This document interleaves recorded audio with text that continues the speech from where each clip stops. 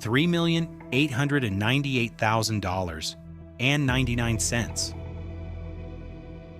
That is the exact figure Lester Jones Jr. stole from the Atlanta Hawks. He did not break in. He did not hack the system. He was the system. The team had appointed him Senior Vice President of Finance. They had handed him sole control of their corporate American Express account. He was the only person in the entire organization who could see every card holder, every balance.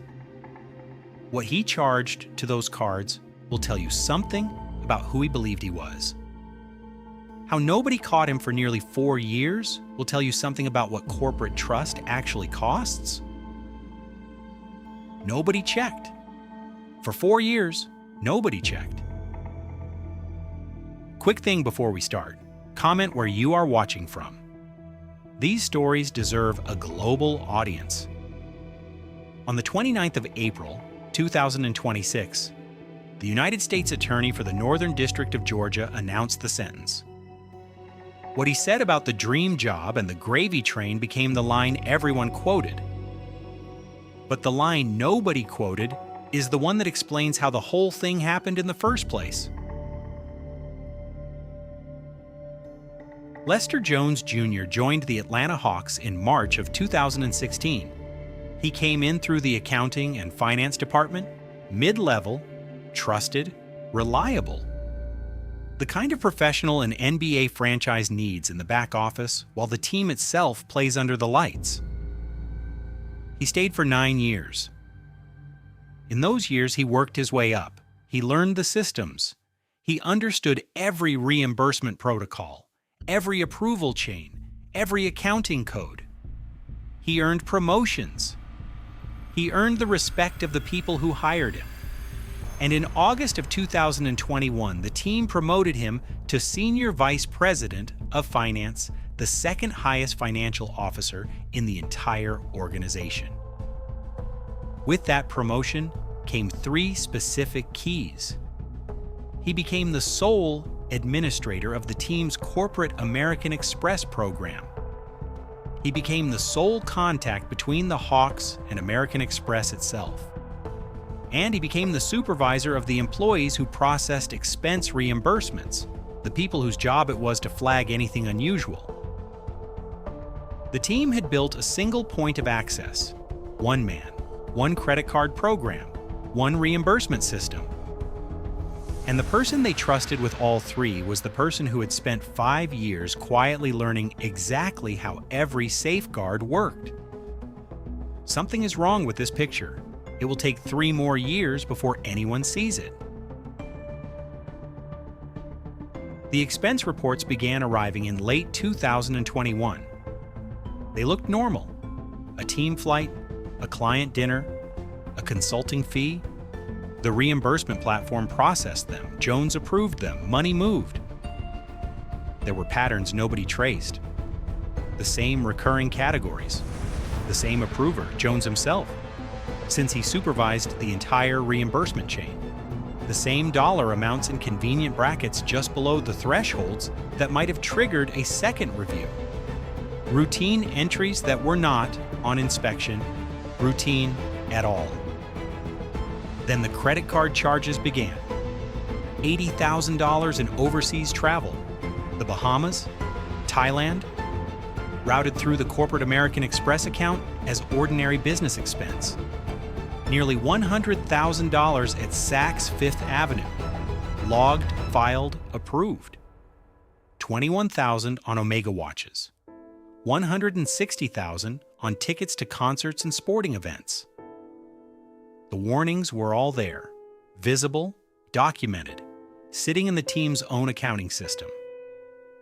The next person to actually look at the numbers would not need a forensic team. They would need an afternoon. By 2022, the pattern had locked. Every quarter, Jones submitted fraudulent expense reimbursement requests, fictitious business expenses, filed in his own platform, approved through chains he supervised, reimbursed into accounts he controlled. Every quarter, he also charged personal expenses to the corporate American Express. Travel, dining, apparel, covered with vague descriptions or buried in volume. By 2023, the figures had moved from thousands to tens of thousands per transaction. By the middle of 2024, the entries had stopped being plausible at all. He bought a diamond ring on the company card. $115,795.01. A single ring, charged to a basketball franchise as a business expense. The Saks bills doubled. The Omega watches arrived, the Bahamas trip, the Thailand trip, $160,000 of concert and sporting event tickets, events he attended himself. He was no longer hiding, he was performing. And the employees most likely to catch him were the ones he had been promoted to supervise: young staff, female staff, minority staff. He moved them, reassigned them, reviewed them. The Hawks would later describe the environment he created with one word: fear. What the team found when they finally pulled every statement at once did not take a forensic investigation. It took a single afternoon. $3,898,486.99. Stolen between August of 2021 and June of 2025. 3 years and 10 months. Before we continue, would you have caught this fraud if you had been the auditor reviewing those expense reports? Drop your answer in the comments. I read everyone. 2 parallel mechanisms. Fraudulent expense reimbursements. Jones filed and approved himself. Personal charges on the corporate American Express he was the sole administrator of, both running at once, both invisible to anyone without the access he had given himself. The diamond ring, the Omega watches, $80,000 in international travel, $100,000 at Saks, $160,000 in tickets, every entry sitting in the team's own ledger the entire time. The mechanism was not clever. It was almost insultingly simple. One man, one credit card program, one reimbursement chain. And 9 years of corporate trust used as cover for 46 months of theft. What 3 Hawks employees would say next was not abstract. It was specific. They did not lead with the money. They led with the people. According to the Atlanta Journal-Constitution and court filings, Hawks staff argued that Jones had done more than steal $3.9 million. They argued he had manipulated young, female, and minority employees to cover his tracks, that he had moved, reassigned, and reviewed the very subordinates whose job it was to catch the kind of fraud he was committing. The team used one word to describe the environment he had built around himself: fear. Not metaphorical fear. Documented fear. The fear of speaking up against the second highest financial officer in the organization. The fear of questioning the man who controlled your performance review. The fear of asking why a corporate American Express charge for $115,000 had cleared without challenge. The people who could have caught him were the people he had been given authority over. That was not a defect of the scheme. That was the scheme. 3 documented costs sit on the public record now that the case is closed. Cost 1, the financial cost, $3,898,486.99, ordered as full restitution. Federal restitution data shows most schemes of this size recover less than 10 cents on the dollar.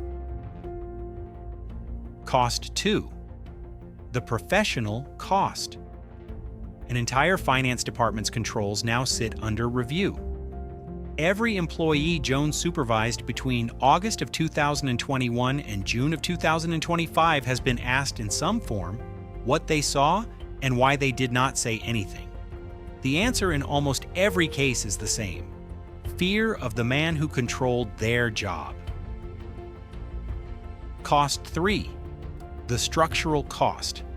The Hawks have spent 9 years building what the team itself called a culture of trust in the front office. Jones did not just steal nearly $4 million from a basketball franchise. He spent 46 months proving to every employee in that department that speaking up was not safe. The restitution will be paid. The sentence will be served. What cannot be returned is something no court has ever quantified. Every organization runs on the same equation Lester Jones exploited. Somewhere in your workplace, in your team, in your family business, in the charity you volunteer for, there is a system where one person has the keys, one administrator, one signatory, one trusted hand on the corporate card. The reason it works is the same reason it fails. We do not check the people we have already decided to trust. What Jones understood, and what the Hawks did not, is that trust is not a control. Trust is an absence of controls. You do not need to be the chief financial officer of an NBA team to recognize what happened here. You only need to think about one moment in your own life when you stopped checking, because checking would have felt like an accusation.